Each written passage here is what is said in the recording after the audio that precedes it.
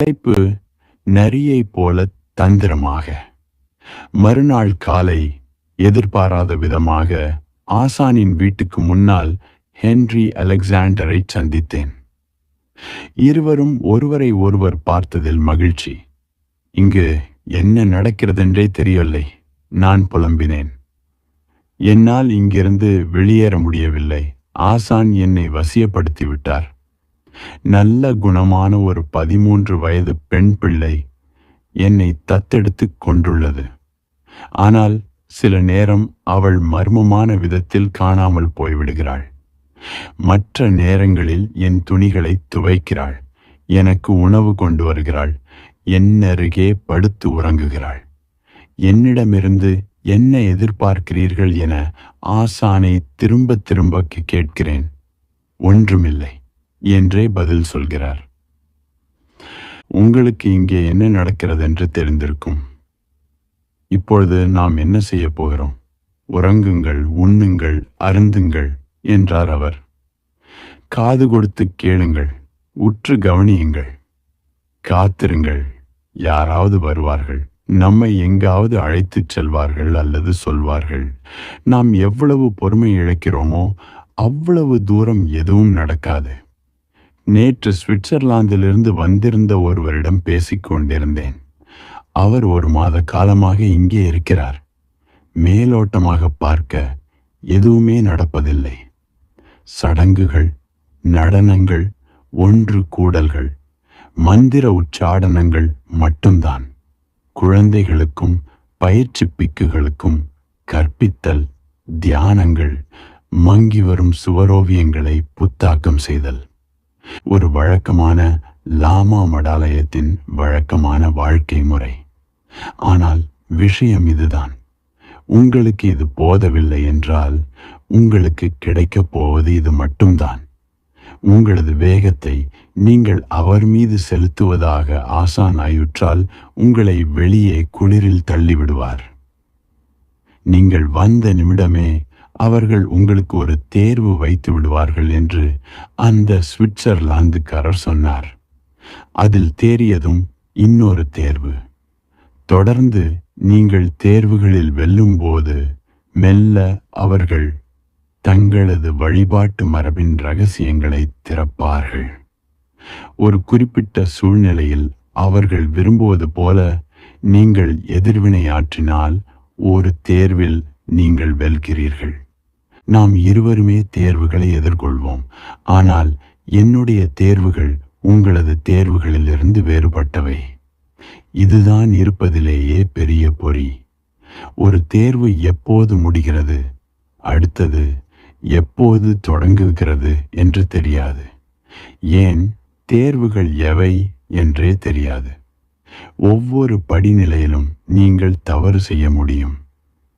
இந்நேரம் ஒரு தவறை நீங்கள் செய்துவிட்டிருக்கலாம். எனக்கும் அதேதான். இந்த வார்த்தை விளையாட்டுகள், புதிரீடுகள் எல்லாம் அழுத்துவிட்டன. உண்மையான தாந்திரீக நடைமுறைகளை அறிய ஆர்வமாயிருக்கிறேன்.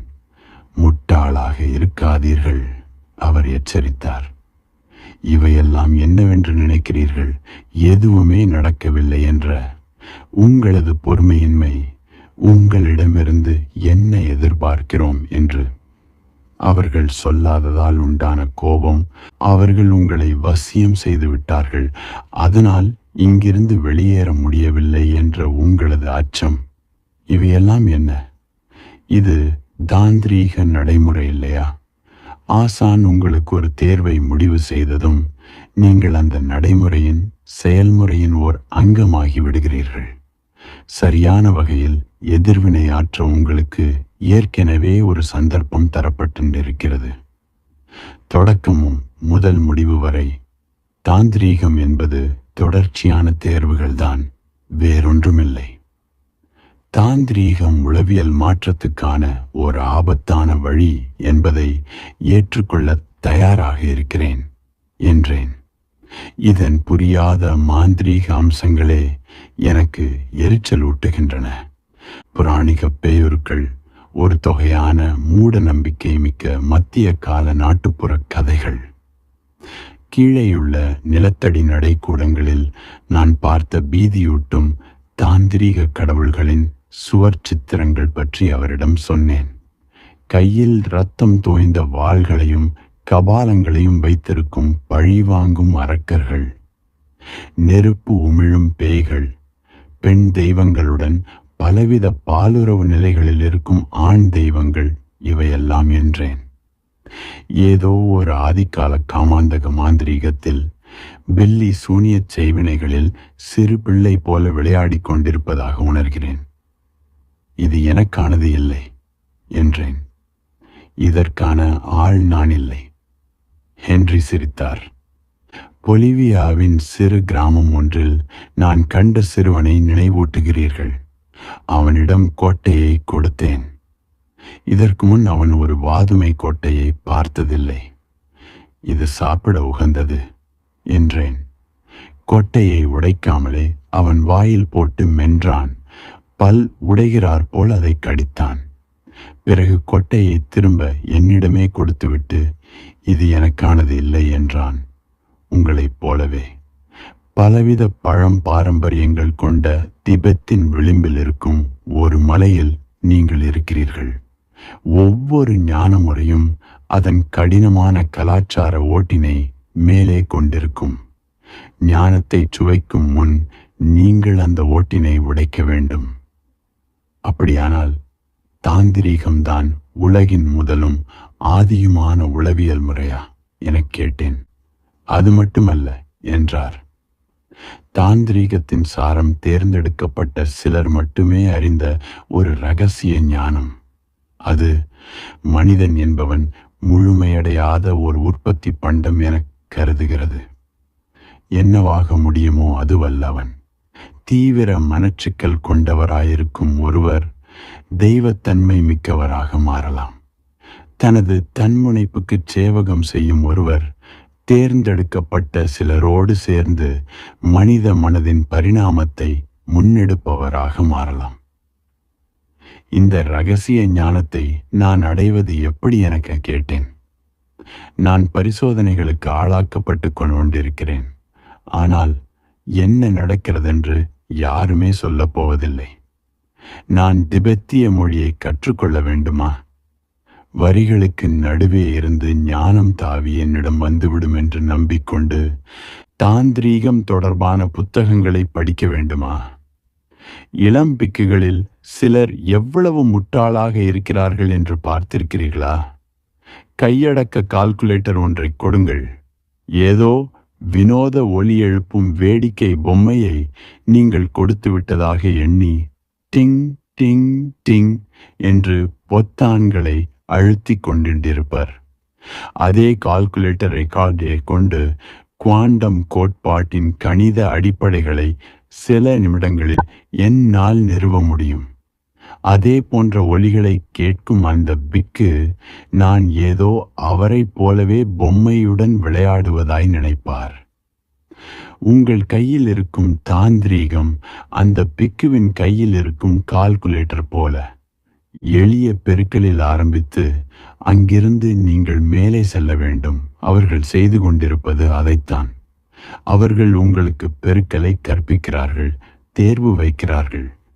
ஏதோ ஒரு கட்டத்தில் நீங்கள் அதை அறிந்து அட அப்படியா என்று வியப்பீர்கள் என்ற நம்பிக்கையில் நள்ளிரவில் காற்றின் ஊளை கேட்டு விழித்தேன். அரை மணி நேரத்துக்கு சன்னல் தடுப்புகள் மீது சீற்றத்துடன் மோதி அவற்றை உடைத்து விடுவது போல சடசடத்து கொண்டிருந்தது. சற்று கழித்து மடத்தின் மைய பகுதியிலிருந்து வெண்கல மணி ஒலிப்பதை கேட்டேன்.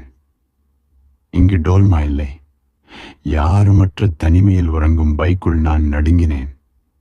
அவ்வப்போது களைப்பு என்னை விழித்திருக்கும் அவஸ்தையிலிருந்து தப்புவித்தது. ஆனால் குளிரும் வினோத சத்தங்களும் நான் விரும்பாமலே விரைவாக என்னை எழுப்பி என்ன நடக்கிறதென கவனிக்க வைத்தன.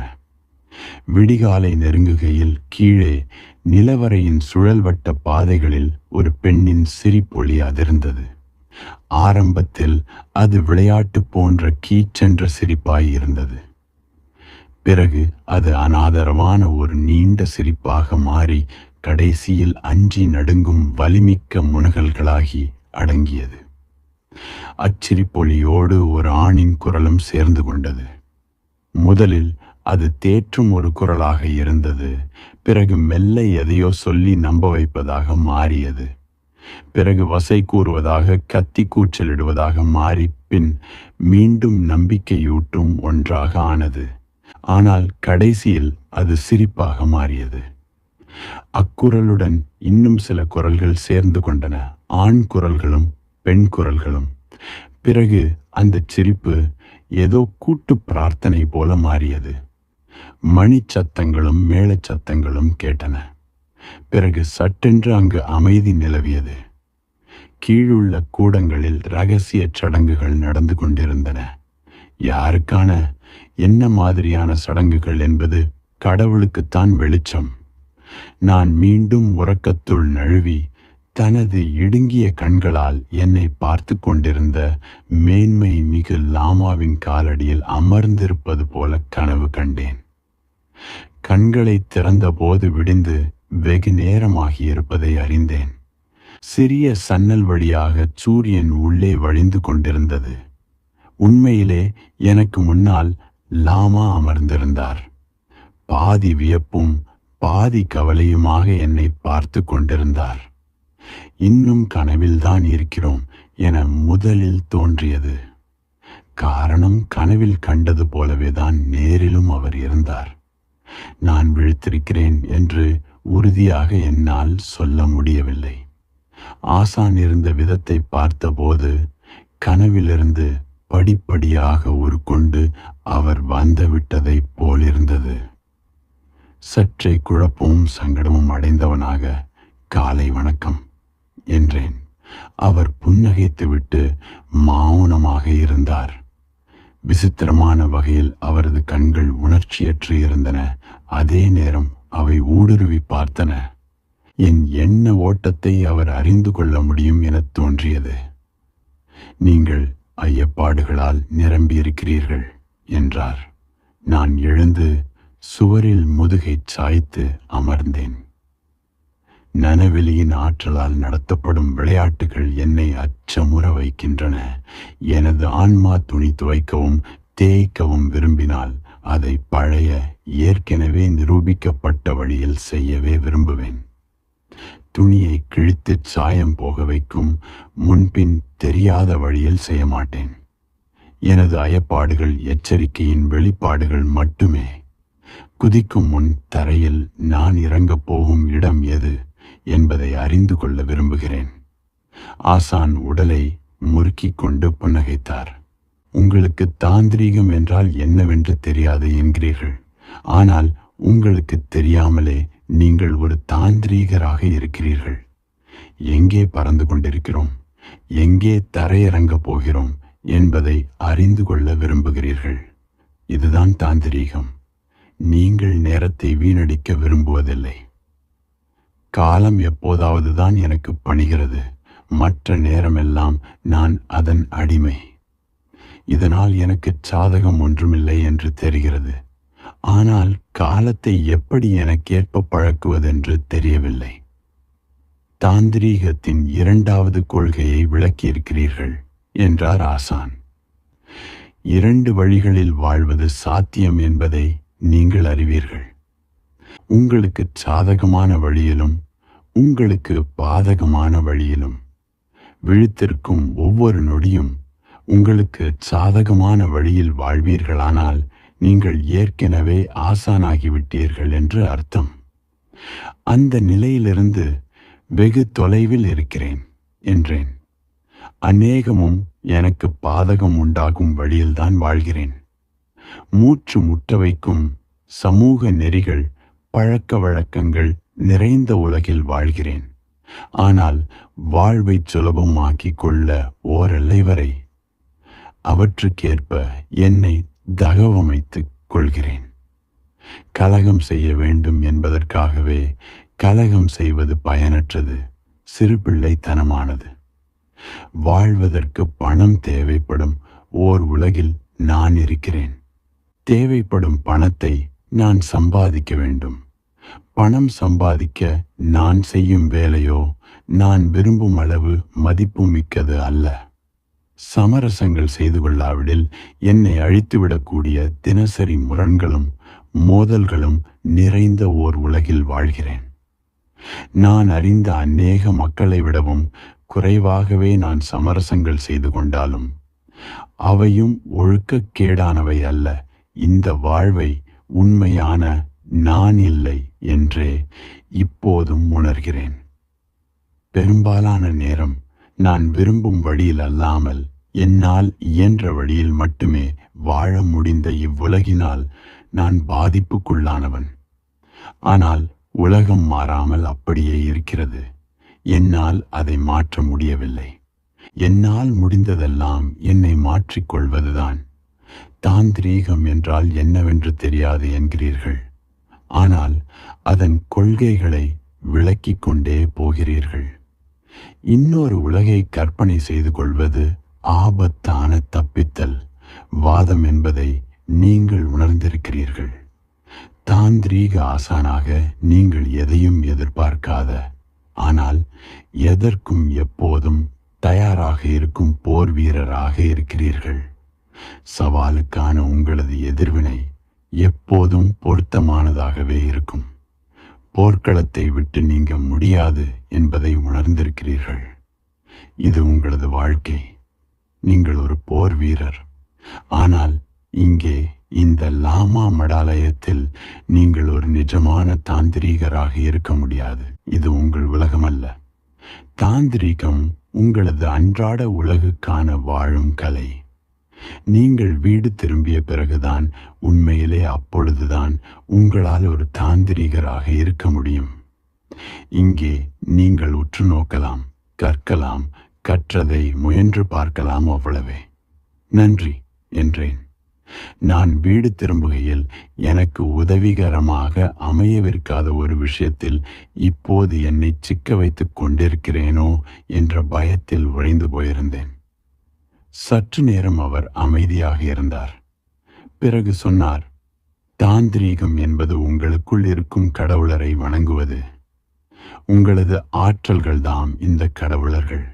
நீங்கள் தெய்வீகமானவர். ஆனால் விஷயங்களின் உண்மையான இயல்பை அறியாது அவற்றை நீங்கள் நம்பத் தொடங்கினால் நீங்கள் ஒரு பைத்தியம். விஷயங்களின் உண்மையான இயல்பு என்று ஒன்றுமில்லை. உங்களது உண்மையான இயல்பும் கூட ஒன்றுமில்லை. உங்களது கடவுளர்களும் ஒன்றுமில்லை. அனைத்துமே ஒன்றுமில்லை என்ற அறிதலை நோக்கிய உங்கள் பயணத்தில் இக்கடவுளர்கள் வெறும் குறியீடுகள் மட்டுமே. அவர் பேசுவது புரியும் என்ற தெளிவு மெல்ல உண்டாகத் தொடங்கியிருக்கிறது என்றேன்.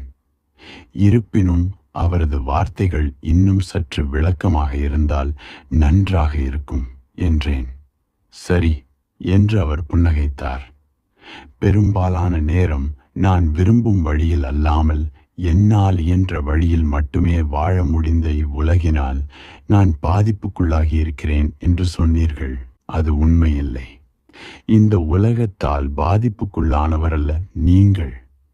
இந்த உலகை பற்றிய உங்கள் பார்வைகளே உங்களை பாதிப்புக்குள்ளாக்கியுள்ளன. ஒவ்வொரு காலகட்டத்திலும் இந்த உலகம் உங்களது எதிரி. ஆனால் உலகம் என்பதன் மூலம் சமூகத்தின் வற்புறுத்தல்கள் அல்லது பொருளியல் தேவைகள் அல்லது உங்கள் கலாச்சார அறிவுசார் சூழல் அல்லது நவீன உலகின் வாழ்வியல் நிபந்தனைகள், இவற்றை நான் குறிப்பிடவில்லை.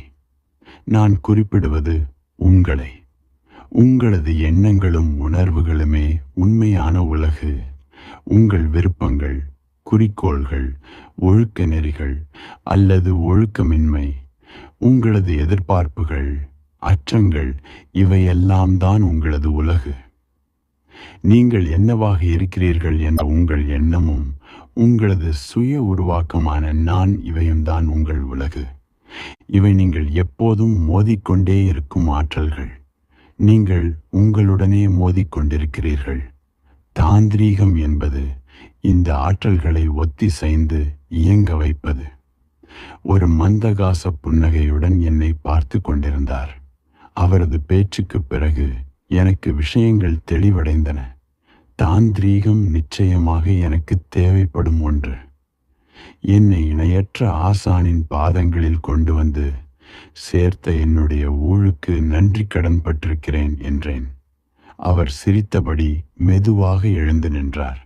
வாருங்கள் என்றார். சூரிய கதிர்களால் ஒளியூட்டப்பட்ட ஒரு நிலவரையை அடையும் வரை அவர் பின்னாலேயே இருண்ட பாதைகள் வழியாகச் சென்றேன். அறையின் நடுவில் இழிக்கும் டிராகன் போன்ற முகத்துடன் ஒரு பெரிய மரப்பாச்சி நின்று கொண்டிருந்தது. அடியில் அகலமாக வட்ட வடிவிலும் மேற்புறம் குறுகி உச்சியில் சிறுத்து கூறாகவும் இருந்தது. என்னை என்னவென்று அழைத்தீர்கள்? மேன்மை மிகு லாமா சிரித்தார். இணையற்ற ஆசான் என்றுதானே? அது நான் அல்ல. இணையற்ற ஆசான் உங்கள் முன் நிற்கிறது.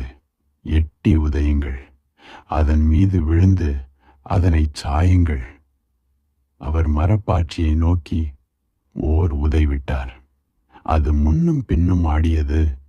ஆனால் திரும்ப நிலைக்கு வந்து அசையாமல் நின்றது. அதனது ஈர்ப்பு மையம் அதன் நடுப்பாகத்துக்கும் கீழ் இருந்தது. நான் 2 கைகளாலும் அதன் தலையை பற்றி தரைக்கு இழுத்து வந்தேன். நான் பிடித்த கணம் மரப்பாச்சி திமிரி தன் நிலைக்குச் சென்று அசையாது நின்று என்னை பார்த்து பொல்லாங்குடன் இழுத்தது. இதுதான் உண்மையான தாந்திரீக ஆசான். லாமா சிரித்தார். நீங்கள் அதை அடிக்கிறீர்கள், உதைகிறீர்கள். அது எதிர்ப்பு காட்டுவதில்லை. அது பேசாமல் ஏற்றுக்கொள்கிறது. அது இழுப்புக்கு ஏற்ப வளைந்து கொடுக்கிறது. கடைசியில் துள்ளி தனது இயல்புக்கும் மீள்கிறது. அது தன்னோடு மோதிக்கொண்டிருப்பதில்லை. உலகத்துடனும் அது மோதிக்கொண்டிருப்பதில்லை. அது தர்க்கணத்தின் ஆசான்.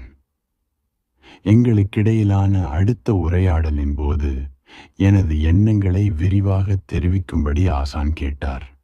வியப்பு, நிம்மதி, மனக்கிளர்ச்சி என்றேன் நான். தாந்திரீகம் நான் எண்ணியிருந்ததை விடவும் வேறுபட்ட ஒன்றாக இருந்ததால் வியப்பும், நான் எதை அடைய முயன்று கொண்டிருக்கிறேன் என்பதை உணர்ந்ததால் நிம்மதியும், இறுதியாக எனது இலக்கு அடையக்கூடியதுதான் என்பதை அறிந்ததால் மனக்கிளர்ச்சியும் என்றேன். ஒவ்வொரு கணமும் நீங்களும் உலகும் மோதிக்கொண்டே இருக்கிறீர்கள். இதை எப்படி தீர்க்கப் போகிறீர்கள்? உங்களுக்கு சாதகமாகவா, பாதகமாகவா? இந்த ஒரு கேள்வியே நீங்கள் கவனம் குவிக்க தகுதியானது. அவர் சொன்னார், ஒரு தாந்திரீகருக்கு முக்கியமானவை 3 வார்த்தைகள் மட்டுமே. கவனம், கவனம், கவனம். நீங்கள் கவனமாக இருக்கும்போது கருத்தூன்றி இருக்கிறீர்கள் என்றார். நீங்கள் தர்க்கணத்தின் மையத்துள் இருக்கிறீர்கள். தர்க்கணத்தின் மையத்துள் நீங்கள் தனித்திருப்பதில்லை. அங்கே இருவர் இருக்கிறீர்கள். நீங்கள், இந்த உலகு. இதன் அர்த்தம் நீங்களும் உங்கள் விளக்கமும். எந்த நேரத்திலுமான சூழலை பற்றிய உங்கள் விளக்கம்தான் உங்கள் எதிரி. எதையோ நீங்கள் செய்கிறீர்கள், எதுவோ நிகழ்கிறது. இதுதான் தாந்திரீகத்தை செயலாக்கும் விதம். முழுக்க நீங்கள் கருத்தூன்றி நிற்கும்போது உங்கள் பார்வை சரியாக இருக்கும். எதிர்வினை பொருத்தமாக அமையும். இவற்றின் விளைவு உங்களுக்கு சாதகமாக அமையும். இவற்றையெல்லாம் தெரிந்து கொண்ட பிறகு, தாந்திரீகம் என்பது என்னுடனே நான் கொள்ளும் நட்பு என்று புரிந்து கொள்கிறேன் என்றேன். எனது இயல்பை அடக்கி ஒடுக்குவதற்கு பதில் அதனோடு நான் ஒத்தி செய்ய வேண்டும். அதன் பாய்ச்சல்களின் வேகத்துக்கு என்னை ஒப்புக் கொடுக்க வேண்டும். அவற்றை தடுத்து நிறுத்த முடியாத போது அவற்றோடு சேர்ந்து பயணிக்க வேண்டும். உரிய தருணத்தில் அவற்றின் ஆற்றலை கொண்டே அவற்றை கட்டுக்குள் கொண்டு வர வேண்டும். என்னோடு நான் நடனமாட கற்றுக்கொள்ள வேண்டும். நானாக உணரும் அனைத்துடனும், எனக்குள் நான் சுமக்கும் அனைத்துடனும் லேசாக, இலகுவாக மாற வேண்டும். கற்பனை திறமும் சூழ்ச்சித்திறமும் கொள்ள வேண்டும். ஒரு நரியைப் போல தந்திரமாக, முயலைப் போல கவனமாக, தீண்டும் நாகத்தைப் போல விரைவாக. நீங்கள் ஒரு நரியாக மாறுங்கள், முயலாக மாறுங்கள், நாகமாக மாறுங்கள். என்றார் ஆசான்.